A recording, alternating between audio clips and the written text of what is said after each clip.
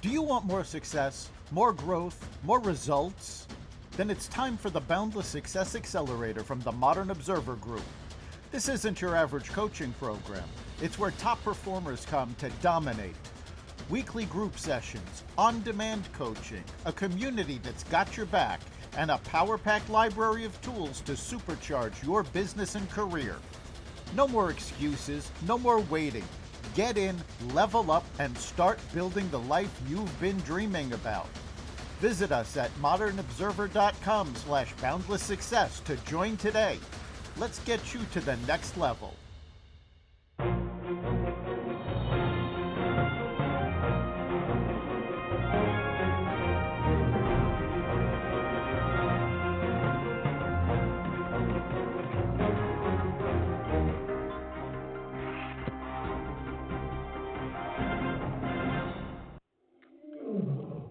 Welcome to another edition of Carnivore Bites. I'm your host, Jeff Sherman, with the esteemed, now best-selling author, Dr. Eric Lopkin.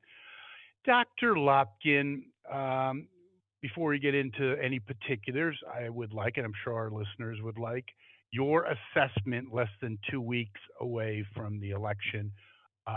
Things like momentum, just your overall view. Go for it. Well, the momentum is clearly on Trump's side. A Real Clear Politics released a map of the U.S. showing their expected, based on their analysis of polls, who was going to take each state. And it had Trump winning this with 317 electoral votes. So, I mean, it's not even close. It was a red map, essentially, except for the Northeast, the West Coast, and a couple of states in the middle. Can I interject one thing, just Sure. for your opinion? What are the repercussions of that if it does happen? And by the way, I believe it's looking, again, things have changed dramatically in 2 weeks. I believe that is a definite possibility. So what are the repercussions, ramifications for America, or more importantly, the Democratic Party? I will say one thing, in my opinion, and this is not going on a limb. If that does happen, and even if Kamala loses, both her and Waltz will be relegated to the scrap heap of political dialogue. Well, her and Waltz are definitely going to be relegated if that happens. I mean, there's no coming back from a defeat like that. I think in terms of the entire Democratic Party, I think they will be forced to reconsider a lot of their recent moves. I think the biggest effect, if Harris loses by that much, and I still say if, because, anything is possible. But if she does lose by that kind of a margin, it will be the final death knell for the squad. Goodbye. Yes, that's gone. They'd be perceived as a cancer on the party. Yeah, they'll be gone. Sanders will be irrelevant because the Democratic Party will realize that they have to move more towards the center and stop ignoring the bulk of the country.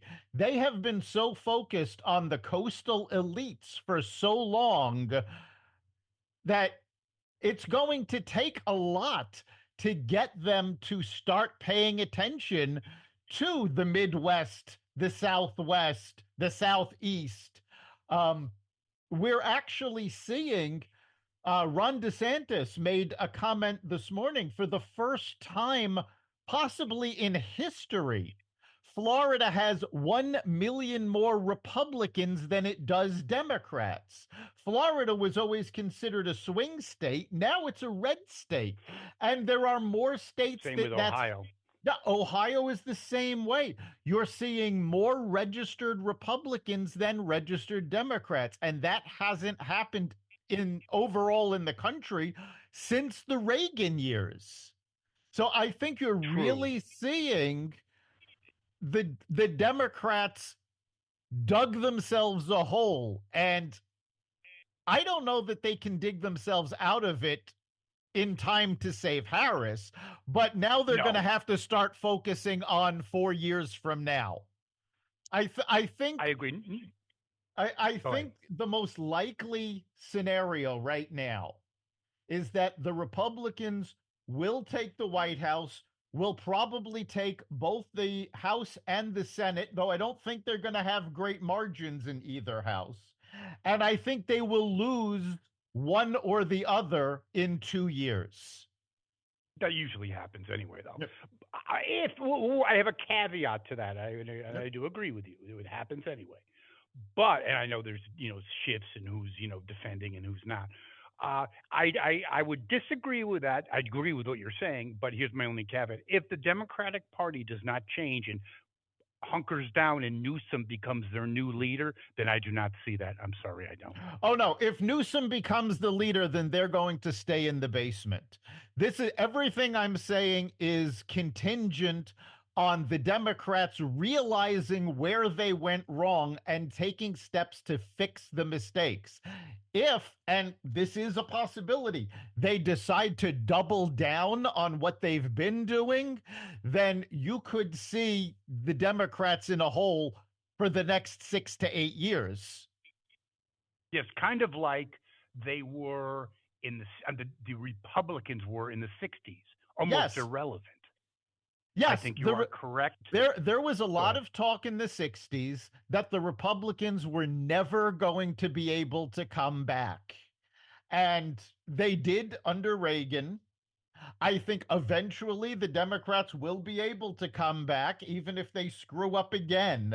But you're going to see 6 to 8 years of Republicans pushing through, especially if Trump Vance has a major victory.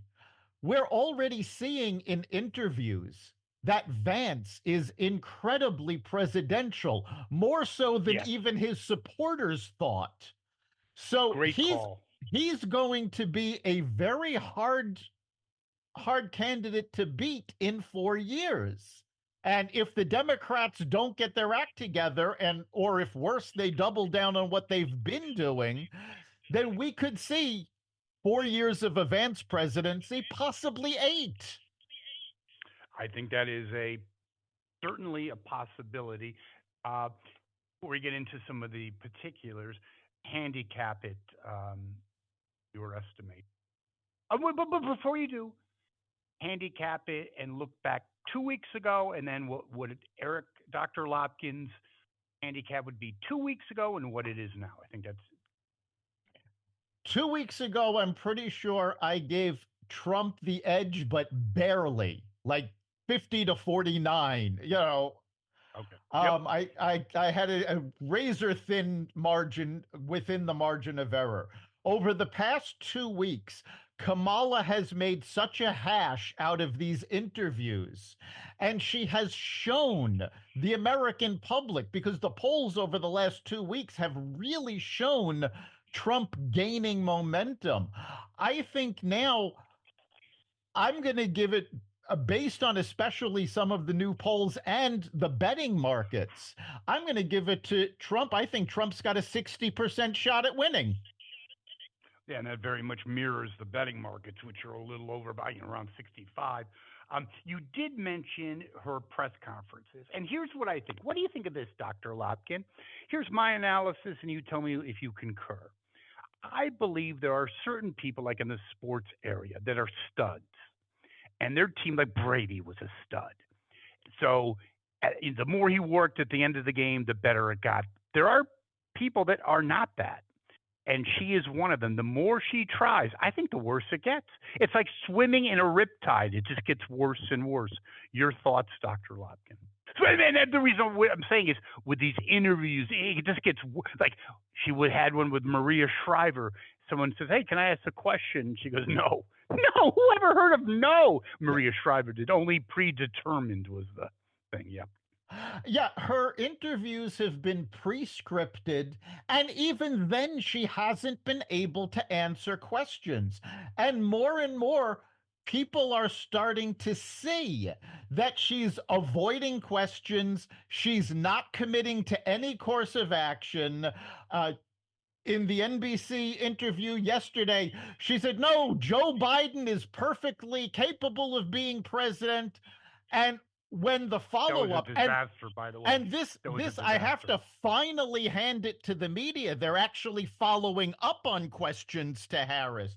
When Harris said Biden was, perfectly capable of being president, um, they followed up with, then why are you running? And she said, well, you'd have to ask Joe that. It's like Yes, she's, but do you think, Dr. Lopkin, that it's correlated to her weakness?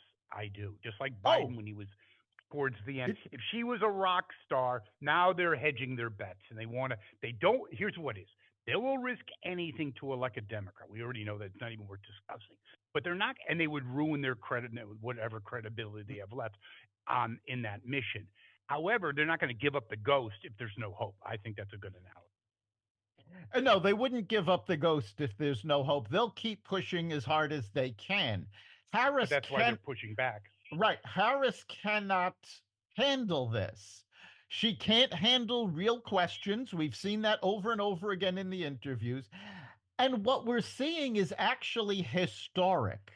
The Steelworkers Union coming out and endorsing Donald Trump. Unions never endorse Republicans. The LA Times refusing to endorse either candidate. They haven't not endorsed a Democrat, no matter how bad the candidate, possibly since the founding of the paper. I would say, if you put a gun to my head, probably true, possibly. Um, that's it's not going to affect California. That's already baked in, but that is very. You have to be concerned. And here's what you think. Here's another thing I'd like your opinion on. Is it's not scientific, but I did hear some analysis that there's a happy factor. Like when things are going well, people in your campaign are laughing, you're going to fun events. And when they're not, you're screaming, ranting, accusing. Do you think there's any validity to that? Oh, there's definitely validity to that. People respond as they're treated. Harris has been yelling at people. She's been debasing people. She's been trying to desperately convince people that Trump is the threat to democracy. The big problem is that the Democrats lost that claim as soon as Harris became the candidate, because she is the Mm-hmm. first candidate in history that nobody voted for. So you can't claim your opponent is a threat to democracy when you threw democracy out the window. You She's been, can if you're grasping at straws. and I think we're seeing the same thing with Harris that we saw with Hillary. She gets very shrill.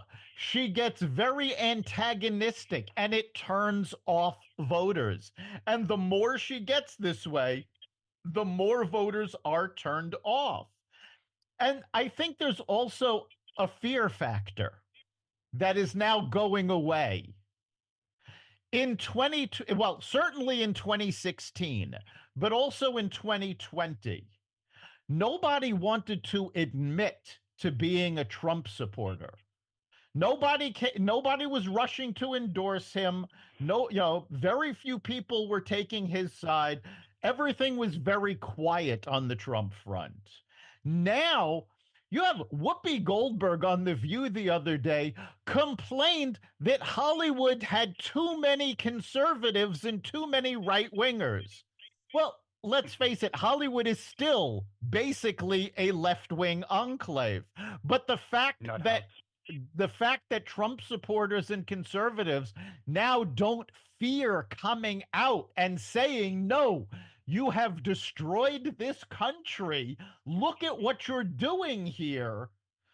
I think that fear factor is gone, and that is I pushing the polls in Trump's favor, the betting markets in Trump's favor. I think that is a great analysis.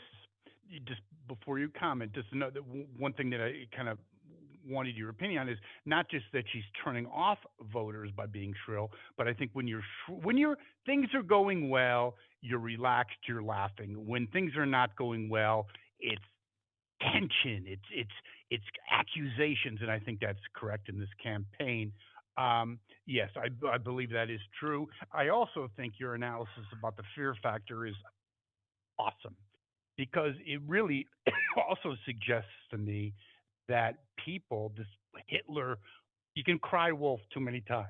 Okay, it becomes a caricature of itself, and I think people are saying, "Wait a second, what are you talking about? I saw him at McDonald's. He's not. I saw him on this show, that show." I think there's people are, and he's been out there. He's been, with us for what almost, I'm talking the political realm, almost 10 years. I think people are more comfortable with him. There's always going to be the nutcases, but what do you think of that towards your theory on the fear factor? Yeah, I think people are becoming more comfortable with him, especially since if you look at the campaign stops, how Harris deals with the crowds and how Trump deals with the crowds. Harris ignores the crowd. She talks to them from the podium. The only time she interacts with people are when people are pre-screened. There's no off the cuff remarks, there's no off the cuff comments. Trump, when people see him at McDonald's, at the barber shop, at the diner, wherever it is that he's going, he talks to people and he lets them talk to him. He's had people come up and hug him. He's like, this is great. Could you imagine somebody going up to Harris and trying to hug her? I think she'd freak out. I think you're 100% correct. She's not authentic. She's really an empty vessel. And I'm being honest with you. And I'll go one step further. I really do not believe she's particularly bright. How do you like that? I'm dead serious. And what I also learned is she got into law school by basically an affirmative action proposal, so to speak, that was there, and some really not great academic achievements for this Lee, and she did flunk the bar. But I don't think she's a Mensa candidate. I think she's very insecure, even though she's reached high levels, and I think it shows. I also you're an expert in social media, and I believe it's not just what's said, is what's spun after that. You said that to me about the Harris interview with in Fox. I think that went viral and didn't help her in any way. I think the same thing with the McDonald's. I think it just crushed social media and left no oxygen for her. She can't do the same. Even with Joe Rogan, okay? I think it's a masterclass move, and I thought McDonald's was as well by Trump. She can't ever replicate that. Are you kidding me? And he's not going to agree with any preconditions. But there would be no way she can pull that off. Do you agree? No, she can't. And part of it is actually the time. You know, Trump spent hours at McDonald's talking to people just off the cuff, whoever came up, whoever came in. And there were crowds around the block trying to get into that McDonald's to meet him. The Joe Rogan interview, this is a 3-hour unscripted podcast. Harris couldn't do half an hour with Brett Baer. Her people tried to cut it to 20 minutes and she showed up late. She cannot, she cannot handle that long a period of constant questioning. She doesn't, if it's not written down in front of her, she can't do it. She needs the teleprompter. She needs the note cards. She's not. More and more people are noticing that in all of these appearances, she's got the earphone in, listening to somebody in her ear. She's being coached while she's speaking. And she still F's it up, though. Wait a second. She did something I don't even remember because it's just so out there. Like something about, I don't know, about opportunity. It's incoherent about the pride in America. Who knows? It's all the same crap. I do think people are starting. She was forced into this. She thought she could do the basement campaign. That ain't going to work. They knew it wasn't going to work. And I think, like we talked about, some people can dig themselves out. She digs herself deeper.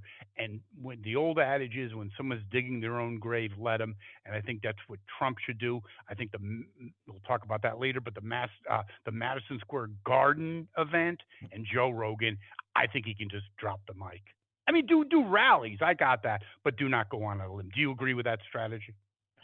Yeah, I don't think you could stop him from doing interviews. He I loves, got that. yeah, he loves Yeah. doing these interviews. And in all fairness, every time he does, he's advancing in the polls. The more people hear from him, and the more people hear about him. A perfect example is he did the Gutfeld show not too long ago. Well, Yep, I remember that. last week, um, the same day he did the charity fundraiser that Kamala Harris decided not only was she not going to go, but she sent a video to the Al Lewis dinner, which is cringeworthy. Yeah, yeah, it was a cringeworthy video, but that same day he also did an interview with Tyrus on Fox. And Tyrus actually started off, and this clip also went viral because this is the only part of the interview I saw. Tyrus started talking about what happened after that Gutfeld's episode. Trump had gone backstage, and Tyrus said, usually when a guest walks off the stage, they're in a hurry, they rush off, they have to go do whatever else is going on. Trump walked backstage, met Tyrus's family, and spent 20 minutes talking to his daughter about her horses and her dolls and whatever else she was bringing up. None of it had anything to do with issues. None of it had anything to do with politics. And he just spoke to her. And that was when Tyrus said, oh my God, now I understand him. It's all about family. And that's something that Harris does not have going for her. And people have not understood, but it's slowly coming out. For years and years. And something else that Tyrus brought up, Nelson Mandela tried to bring his family and about 80 people from South Africa here to the United States. The State Department would not help him. Donald Trump chartered a jet and brought them all over here. Now, Trump doesn't talk about this. It doesn't get the press. For decades, Trump has given millions upon millions upon millions, not just to organized nonprofits, but to individuals in need. And he doesn't talk about it because he's not doing it for political purposes. He's not doing it for publicity. This is who he is. And the fact about who he is finally starting to break through the Democratic barrage of this caricature that they created, that they tried to convince the American public that he was Hitler reincarnated. I think you're 100% correct. And I think don't believe your lying eyes. I think people, even if they're partisan, or at least people that would entertain different views of different points of view, see the juxtapose of Hitler, Stalin, Mao, and then the French fry guy. And by the way, I want you, because you're brilliant at this, I think that was a masterclass move. The McDonald's. What a brilliant move to blow up. She never worked at McDonald's. I mean, if she worked at McDonald's, McDonald's would say, yeah, 1988, yeah, she was at McDonald's when she was in. Of course they would. There's no record of her. There's no employee. She never did it. It was the greatest troll I've ever seen and made him human, which, when the press reacts and stupid, stage or whatever, that they were reeling.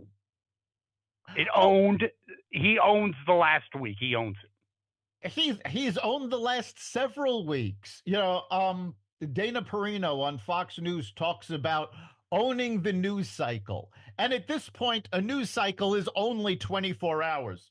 If you've got a story that lasts more than that, it's a major accomplishment. And day after day after day, Trump has owned the news cycle, and it is sending the left-wing pundits on television into a frenzy. It has sent panic through the Harris campaign, and you're starting to see the more centrist, left centrist reporters, like on NBC last night, you know, they're actually starting to ask questions. They've stopped kowtowing. So it really is an amazing turnaround. And it's just the last few weeks. And I think it's all about momentum at this point.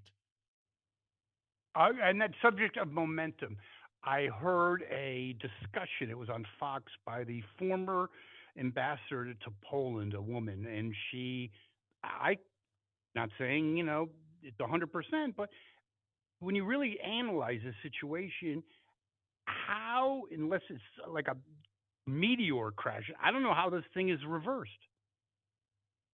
I mean, you got Madison Square Garden, you got Joe Rogan. She's actually taking days off. After the weekend, there's a week left. 1 week. People have already voted. And the voting, I want your comment on this. The voting, early voting, is not going the Democrats' way. No, the Democrats were counting on early voting, and that's another thing that is fueling Trump's momentum, is that this year, for the first time, Republicans came out and said, yes, we are going to vote early. We're going to take advantage of this. You had said, only a meteor could. I'm not going to go that far because I know, but I don't trust that the Democrats are going to play fair. And I'll be honest, the main reason for this is a letter that showed up at my house from the Florida Democrats to my mother-in-law. And the letter stated that they were appalled that the Republicans in Florida were trying to remove her from the ballot, not from the ballot, from the voting rolls. And she can't let this happen. They have to fight to keep her on the voting rolls. Well, my mother-in-law has been deceased for 2 years, and she didn't live in Florida for 2 years prior to that. The only reason for the Democrats to fight to keep her on the voting rolls is to use her name fraudulently. 100%. Yes. And yep, I would agree with that. And furthermore, this isn't even, they don't know who died. They don't check death records and all of this. My mother-in-law was an active member of the Democratic State Committee. The party knows she passed away. So shocking, isn't it? Very shocking. I do want to get probe a little bit more into the strategies. Now, the Democrats were always, I wouldn't let them change my oil, but they are masters. They always destroyed the Republicans on campaign strategy. I don't know who's involved. I know it was a makeshift, put together thing and run by a moron that is Kamala, but you have so many things backfiring on her. The Liz Cheney, okay? Town hall. Okay. Well, first of all, you're dealing with someone that no one likes, completely unlikable. Okay. And then what happens? Well, now there's some key Arab American endorsements in Michigan, which looks increasingly unlikely for Ms. Harris to win, supporting Trump. Not good. Not good. No, That's like losing the Jewish vote in New York. Yes, I understand the thinking behind trying to get Liz Cheney, on board with Harris. I think it was Harris's response to RFK Jr. and Tulsi Gabbard campaigning with Trump. She needed to show, yes, we have Republicans on our side. However, if you want a Republican on your side endorsing a Democrat, you don't choose one that lost their race by 40 points. And whose Liz father's a war criminal. Right. The Arabs consider Dick Cheney a war criminal. And if you're trying to get that demographic to vote for you, this was the worst possible choice you could Yes. make. Now, there are Republicans that I honestly believe would campaign against Trump, would side with Kamala Harris, that could have done this better. They don't have the name recognition, though. So Harris bypassed them because she needed somebody with Liz Cheney's profile. But it was a horrible choice. The only thing I could think of, comparable would be if Donald Trump had suddenly gotten Bernie Sanders up there. That would have just blown away his support because people would have said, "Wait, Sanders is supporting Trump. That's it. I'm out of here.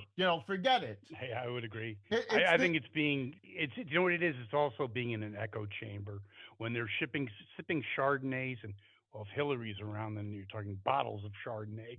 Um, that basically what you're getting here is, like, people worried. My point is, people are worried about paying their bills, about not losing their mortgage, about increasing credit card debt.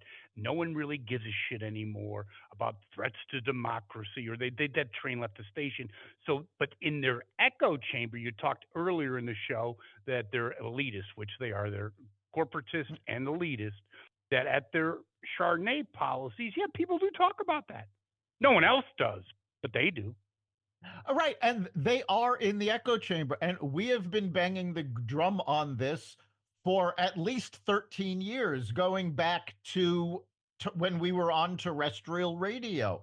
How people are stuck in echo chambers with the news they're getting. They only watch Fox, they only watch MSNBC, they're only watching the news reports that reflect their opinions. And for it's bad enough when the general public does that because the facts tend not to get through.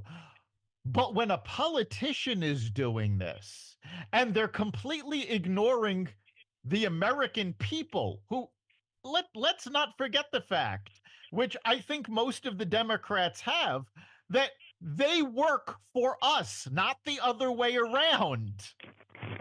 They are supposed to be working for the American people. And when you don't talk to the American people, we just said, just a few minutes ago, Trump gets out there and talks to people. Harris, talks down to them and shouts at them. You have to pay attention to what the people are feeling, to what the people are saying. It doesn't matter what the economic statistics are. If somebody's going to the grocery store and concerned that they can't afford everything in their shopping cart, when they feel that they're being squeezed from both ends, it doesn't matter that, oh, but look, unemployment is down. That feel is so important. And when you tell people, well, what you're feeling is wrong, which is what the Biden Harris administration has been doing economically for the last 3 years, people don't just turn you off.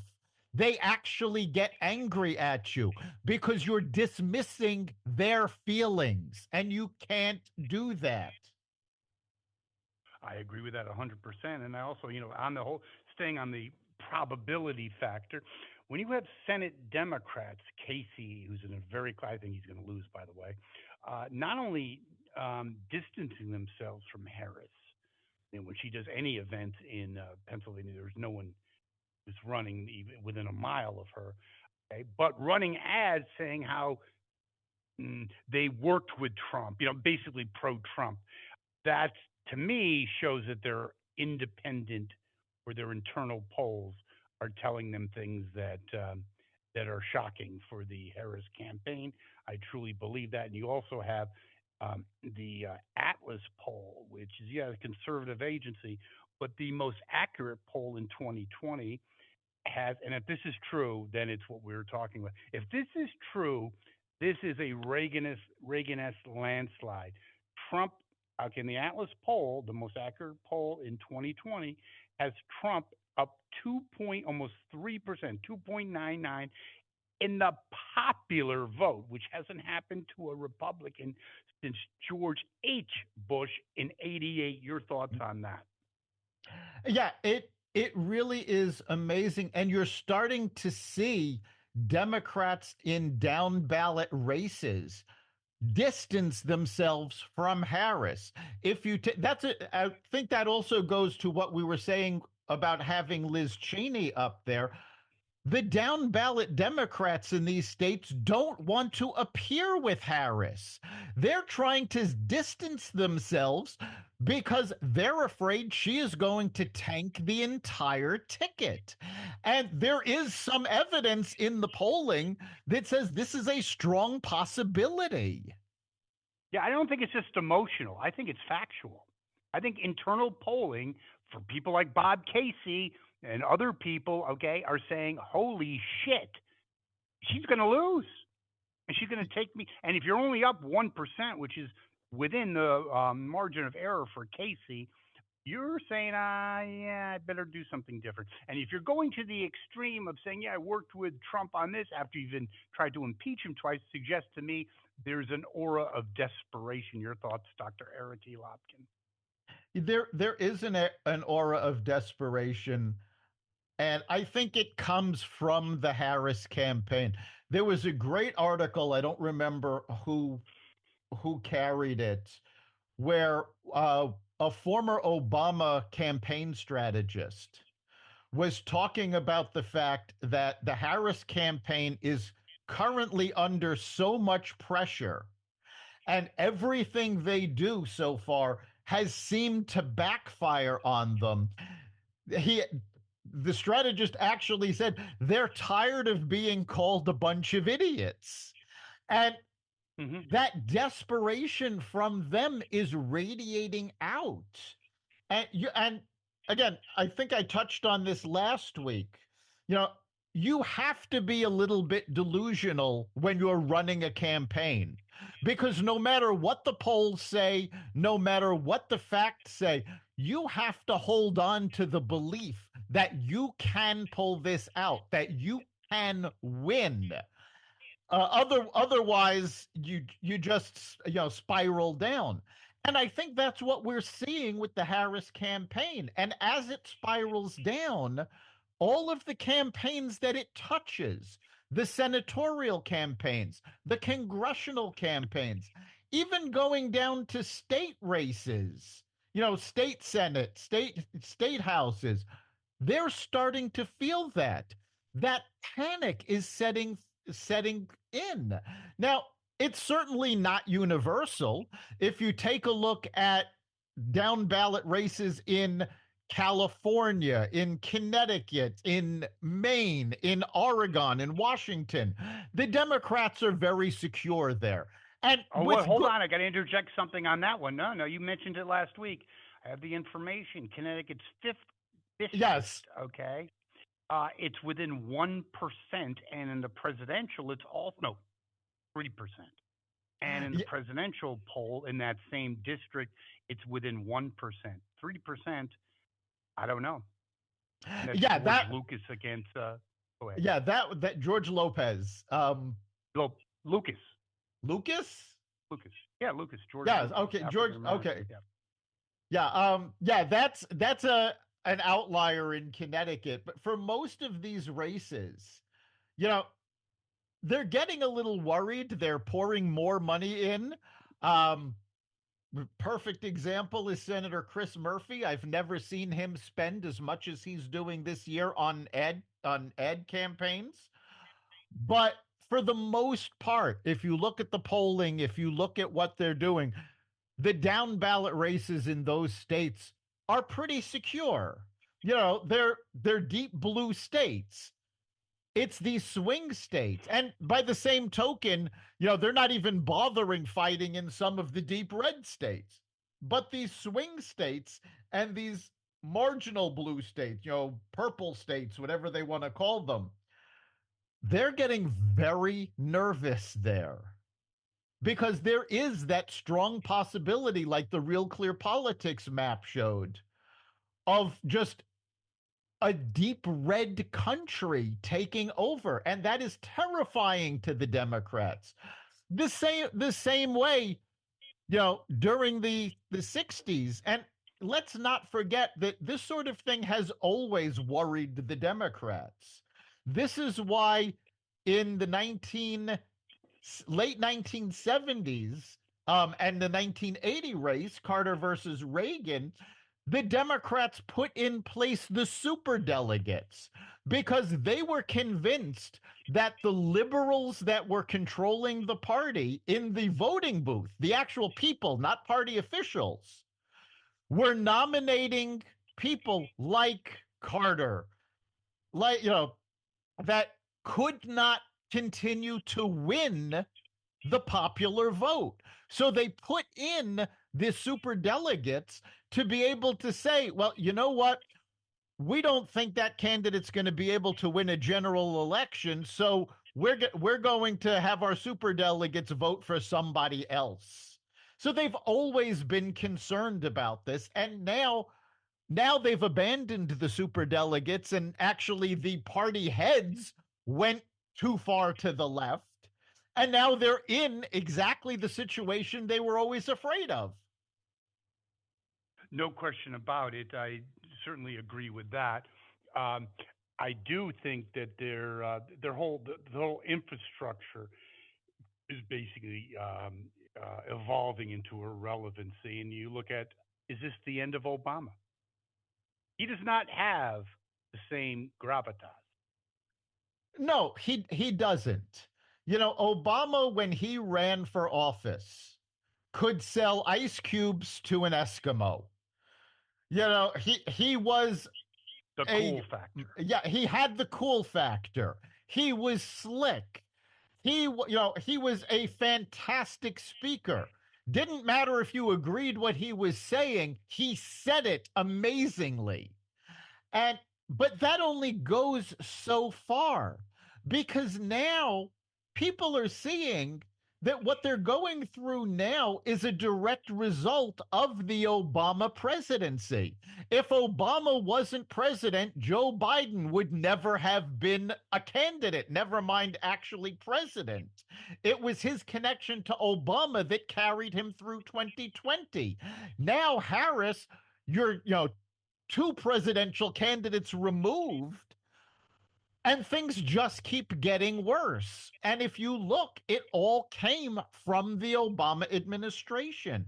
And you've got the same people behind the scenes.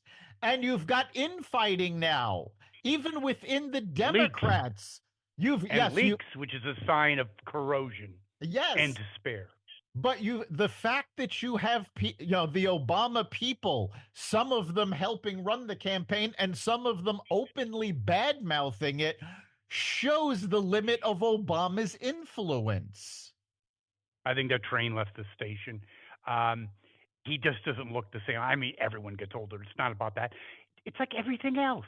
U2 was the band of the 90s. Okay, I got it. Okay, sorry, kids don't even know who the heck they are. All right, that's a fact. Okay, same with him. It's like you said.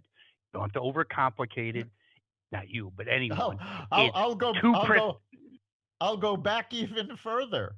1975. Do you think anybody wanted to release an album against a Bee Gees release? Not quite. Nope. Yeah. Agreed. Well done. But Now, I think, who like you said, cares? it's yeah, it's Yeah. three presidents ago, what have you.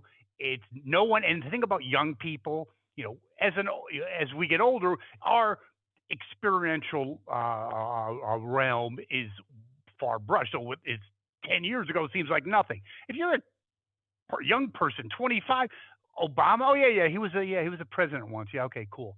It, it's it's desperation.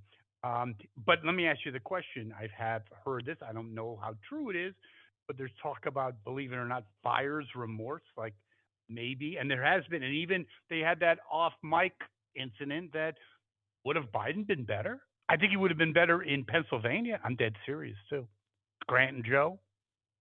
I think he would have done better in Pennsylvania. I think it would have been a absolute disaster had they kept him. Even if they had managed to win, it would have been a disaster globally and nationally. Biden is not coherent enough to be in office anymore, despite what Harris claimed on NBC yesterday. Okay, wait. While you're saying that, that was, again, things are not going her way, and some of it's her, some of it's just the facts of the matter, right? That was not a good look. That was not a good look. No, it was not. Adamantly, vigorously defending his mental. No one, if you unless you're smoking dope, believes that. That's just purely ridiculous. Yeah, That's not even. this was another case of the Democrats saying, well, don't believe your own eyes, believe what we're telling you. As for buyer's remorse, yes, I think they are having buyer's remorse, but I don't think it's about getting rid of Joe. I think they're having buyer's remorse for not allowing an actual primary. If they 100%. if they had had a real primary, I think right now we would be looking at a Trump versus RFK Jr. campaign. And I think I think RFK Jr. could have beaten Trump. No question. Or even having a mini mini campaign, kind of a thing. At least you have the other, maybe Shapiro could have got in. We'd be talking about 60-70% his chance of winning.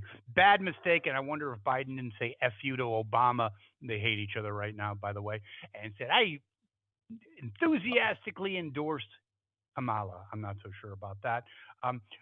But he is getting a little unhinged. They were chanting lock him up," referring to Trump, and he says, yes, we should. I mean, he'll never be anywhere near a Kamala Harris campaign event, correct? And his relevancy is about later, dude.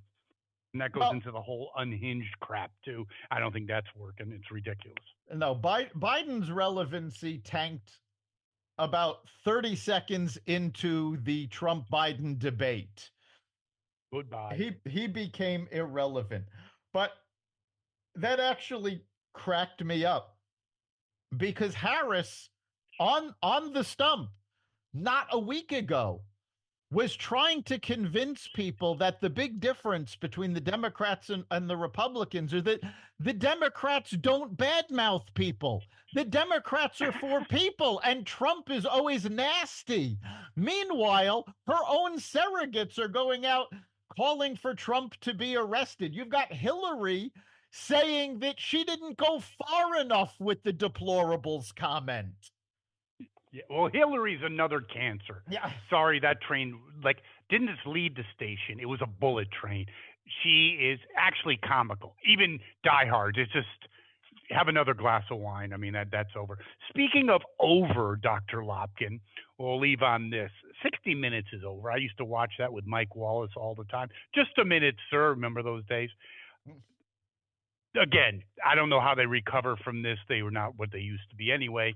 The rebranding, re-editing, and also photoshopping, whatever you want to call it, on the Harris interview. Not a good look. No, it made 60 Minutes look really bad. And what made them look worse is that they refused to release the transcript of the interview.